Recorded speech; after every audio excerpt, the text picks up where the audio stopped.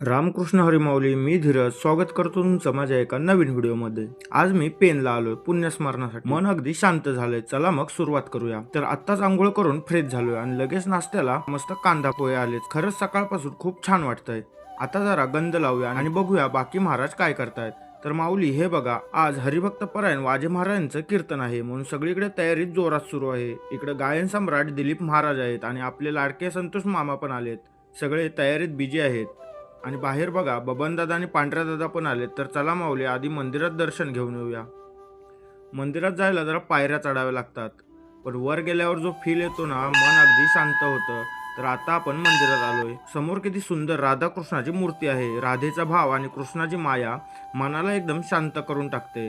इथं उभं राहिलं की बाकी सगळं विसरून जातं, फक्त भक्ती आणि प्रेम उरतं. चला माऊली दर्शन घेऊया.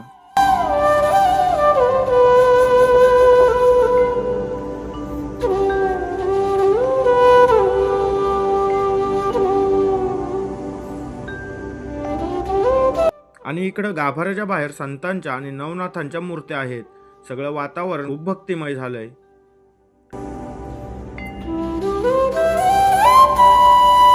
आता आलोय बाबांच्या मंदिरात. इकडे थोडा फोटोशूट सुरू आहे. माऊली आता आलोय बाबांच्या चरणी. इथं येताच मन आपोआप शांत होतं. बाबांची ही मूर्ती नाही, ही आपली श्रद्धा आहे, आपला विश्वास आहे.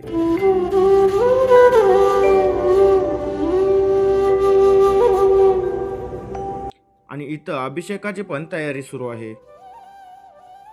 समोरच बाबांची समाधी आहे, जिथे प्रत्येक प्रार्थना ऐकली जाते. आता सगळे महाराज तयार झालेत आणि भजनाला बसलेत. चला माऊली जरा भजन ऐकूया.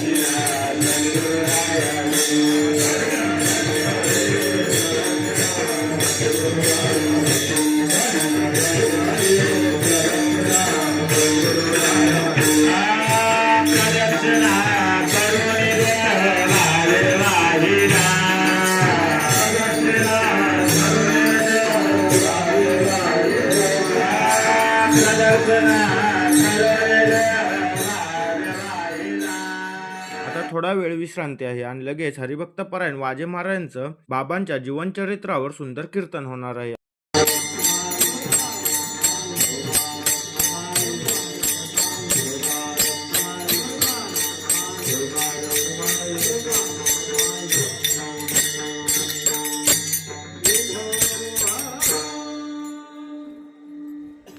एक तर पूर्ण झालं, बाबा जाऊन 12 वर्ष पूर्ण झाले. बाबांचा देह तुम्ही लक्षात घ्या, कारण आपण व्याकरणातून विचार केला तर बाबा गेलेले नाही. बाबांचं प्रत्यक्ष या ठिकाणी स्थान आहे, जन्मस्थान आहे. बाबांनी या ठिकाणी अवतार घेतला आणि म्हणून समाधी इथंच आहे. गेले हा शब्द वाक्य पूर्ण करण्यासाठी आहे, लक्षात घ्या. देहाने देह दिसत नाही आता, पण ज्यांनी ज्यांनी बाबांची निष्ठेने भक्ती केली त्यांना बाबांच्या चैतन्याची जाणीव होते. तर बाबांच्या कार्यातून निर्माण झालेले पुण्य, त्या पुण्याचं स्मरण करायचं आहे. बाबांचा संप्रदाय जर विचार केला तर दादा बाबांच्या संप्रदाय जर लाखोने भक्त मंडळी किती आज किती आहे, मला टीका करायची नाही, मला फक्त जाणीव करायची आहे. माझा तो अधिकार नाही, पण कर्तव्य आहे. बापाचं स्मरण करणं मुलाचं कर्तव्य आहे. आणि बाप हा संसारिक जर असेल तर त्याला विसरा, पण ज्याच्या पोटी आध्यात्मिक आपला जन्म झालेला त्या बापाला अजन्म विसरू नका. तुका म्हणे जवळी न शब्द वापरलाय. तुका म्हणे जवळी न पाचारिका जावे, न बोलवता या ठिकाणी आलं पाहिजे. तुका म्हणे जवळी न पाचारिका जावे, संत चरणे भावे रिघावया.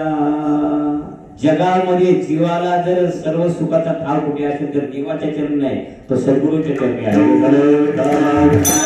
बाबांचा जन्म झाल्यानंतर बाबांना शाळेत टाकलं शिक्षणासाठी. आणि शाळेत टाकल्यानंतर शाळेमध्ये गुरुजींनी एक नाटिका बसवली होती. त्या नाटिकेचं रेसल करताना म्हणजे सराव करताना एका मंदिरामध्ये बाबा झोपी गेले. आणि शिक्षकाने मुलांना घेऊन बाहेर पडल्यानंतर बाबांचा आध्यात्मिक प्रवास त्या ठिकाणाहून चालू झालेला आहे. आणि ते मंदिर महादेवाचं होतं.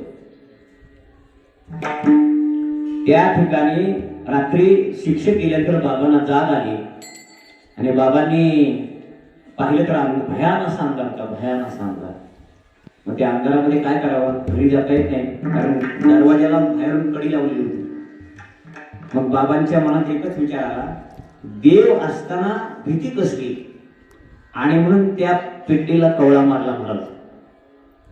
आणि त्याच रात्री बाबांना त्या नामाचा साक्षात्कार झाला. कुणी दिला? महादेवाने. या नामाचा प्रचार आणि प्रसार करण्याचा अधिकार कुणी दिला? महादेवाने.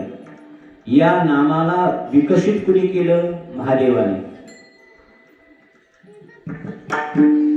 हे नाम असं कुठं मिळत नाही बाजारात,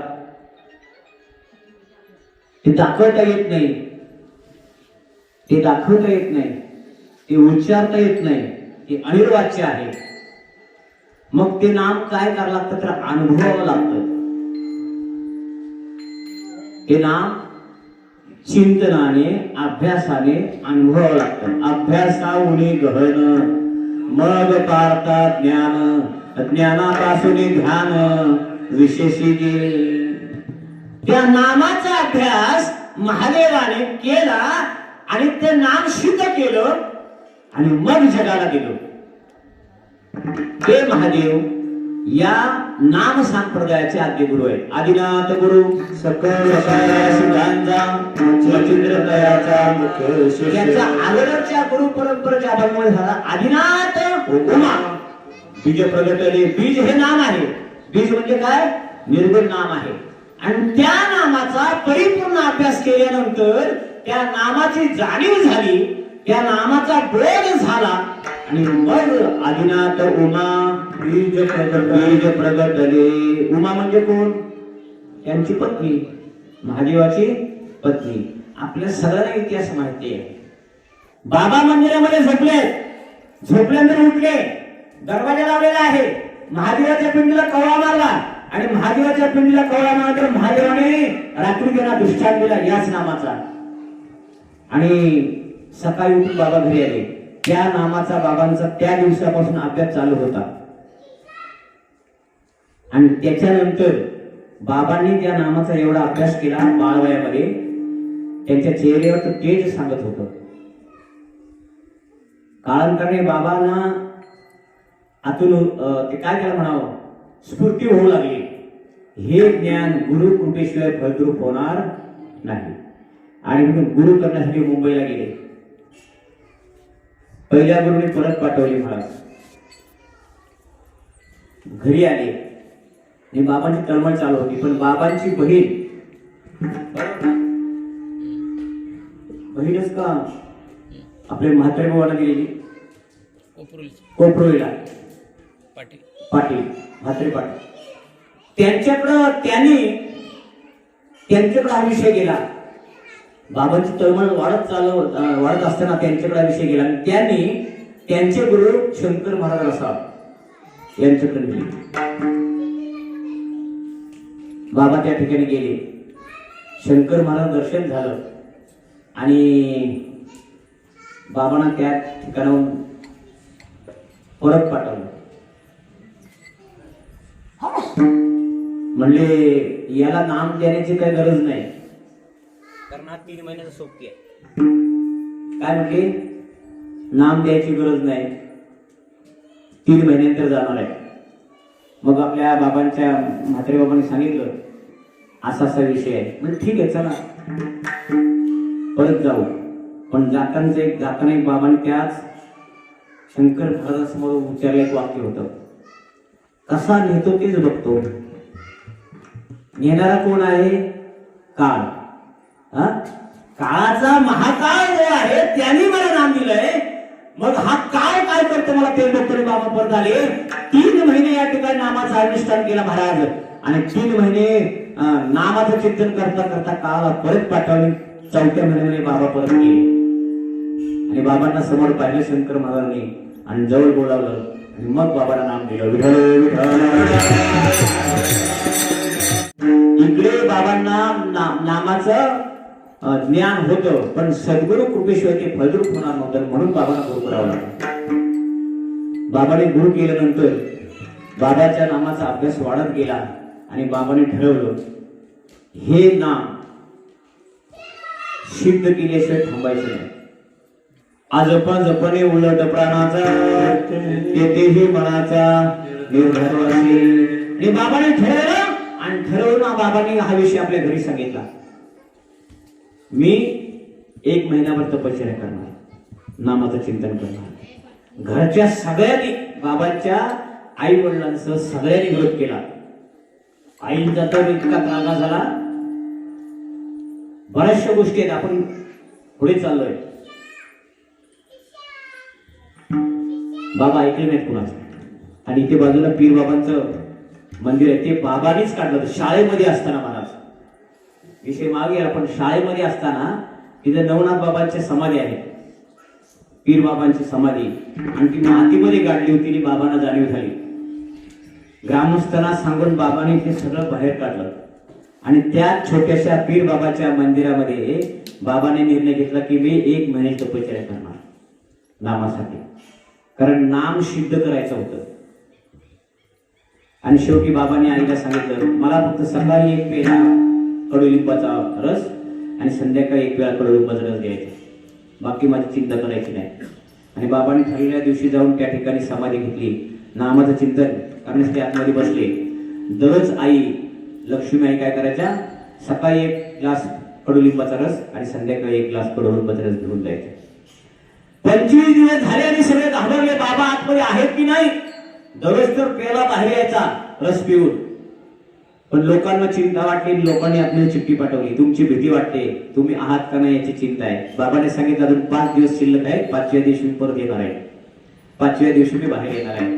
आणि असं चिंतन केलं बाबाने. त्या चिंतनामध्ये बाबांना त्या नामाची प्रचिती आली आणि त्या नामाची पूर्ण जागृती करण्यासाठी अशा 7 तपश्चर्या बाबाने केल्या. किती? 7. बाबांनी ज्याच्यासाठी चिंतन केलं नाही 7 तपश्चर्या केल्या, ती वस्तू म्हणजे भगवंताचं निर्गुण नाम. या मनुष्य देहाची इति करतोय ते आहे काय? भगवंताचं दर्शन. राम म्हणता रामाची होईल, राम म्हणता याद आहे, राम व्हायचं आहे, तुझं व्हावा आहे देव तरी हा सुलभ सोपा उपाय आहे देव होण्यासाठी. या देहाने देव होता येतं आणि ते बाबाने सिद्ध करून टाकलं. मला शंकर महाराज असावं आणि त्यांच्या कृपेने बाबाने काय केलं, ते नाम सिद्ध केलं. अदृश्य आहे, जे अदृश्य आहे ते दृश्य करून घेतलं आणि मग जगाला दिलं. विठ्ठल जे अदृश्य वस्तू आहे का नाही, जे अदृश्य वस्तू दृश्य करण्यासाठी 7 तपश्चर्या केल्या आणि त्या नामाच्या अभ्यासाने बाबाने ते अदृश्य वस्तू दृश्य करून घेतली आणि दृश्य झाल्यानंतर मग जगाला दाखवली. जा हे तुझपाशी परी तू जगात चालला, सद्गुरु नायके पूर्ण कृपा केली, निज वस्तू दागली माझी. निज म्हणजे स्वतःची वस्तू आपल्या स्वतःजवळ आहे ते दाखवण्याचं काम बाबाने केलं. पण त्याच्या अगोदर बाबाचं कार्य काय आहे, त्या वस्तूसाठी 7 तपश्चर्या केल्या. आपण केल्यात का? नाही, आपण नाही केले. बाबांनी केल्या 7 ठिकाणी तपश्चर्या महाराज. आणि त्या 7 तपश्चर्याचं फळ असं आहे की त्यांच्या मागे अष्टमा सिद्धी लागल्या होत्या.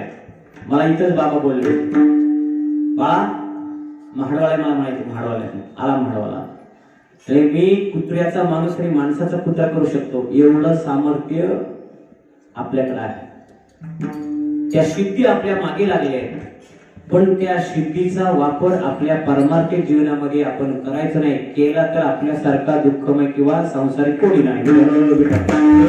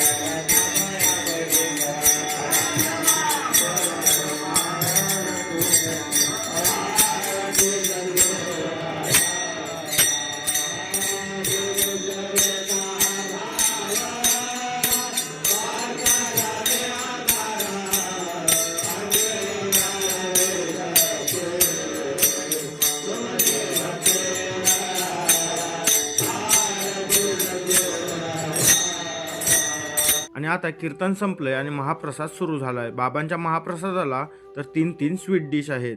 आणि खरं सांगू, ह्या महाप्रसादाची चव कशालाच नाही, कारण यात फक्त टेस्ट नाही तर भक्ती मिसळलेली आहे. आता आम्ही सगळे दादांचं दर्शन घ्यायला आलो. इथं येऊन एकच जाणवतं, देवाकडे काही मागायची गरज नसते, फक्त मनापासून आलो ना तर तो सगळं आपोआप देतो. आणि आता पुन्हा बाबांच्या मंदिरात आलो. इथे सगळे शांतपणे दर्शन घेत आहेत. खरंच माऊली, जिथं भक्ती असते ना तिथं शांतता आपोआप येते आणि जिथं बाबा असतात तिथं काहीच कमी राहत नाही.